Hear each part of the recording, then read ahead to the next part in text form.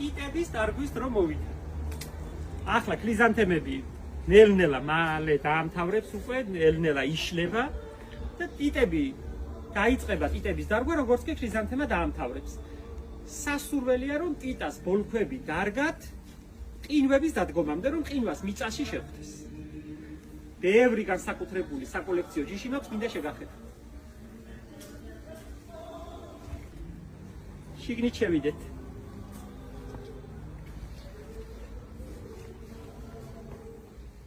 ნახე როგორი ჯიშები გვაქვს. ტიტებიც და გაზაფხულზე მოყვავილე ყველა საგაზაფხულო ყვავილი. როგორი ბუთხუზებია ნახე. ვისაც უნახავს ჩვენთან აყვავებული პიონები დიდი სასწაულ ყვავილებიანი ტიტები, ყველას ეხარბება გაზაფხულზე და გაზაფხულზე რა თქმა უნდა ნერგი არ გვაქვს. იმისთვის რომ ტიტა იყვავილოს, ზამთარი უნდა გაატაროს, სიცივე უნდა გაატაროს მიწის ქვეშ. ნახე როგორი ჯიშები გვაქვს. ნახე რა კარგია. აი ხელის გულის ხელა ყვავილებით შეგვიძლია ნათია შარშანდელი ტიტის ფოტოებით, ვიდეოებით შარშანდელი როგორ ყვაოდა გაზაფხულზე ცოტა ჩავდოთ ამ ვიდეოში. ნახე როგორი ყვითელი გვაქვს, როგორი ბუთხუზა ყვავილებიანი, იასამნისფერი, ნარინჯისფერი, თეთრი.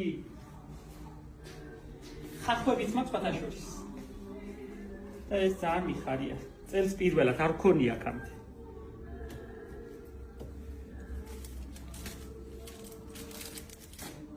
ძალიან კარგია.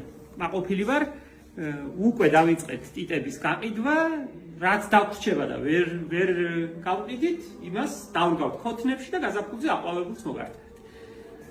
ადგილობრივი ჯიშებიც გვაქვს, ეძვირებათ, რა თქმა უნდა, არაა ეს საკოლექციო ჯიშები, იაფი, ეძვირებათ და ადგილობრივი ჩვენებული წითელი ტიტებიც გვაქვს, ერთი ლარიღის, ერთი ბოლქვი, მეტი არ არის.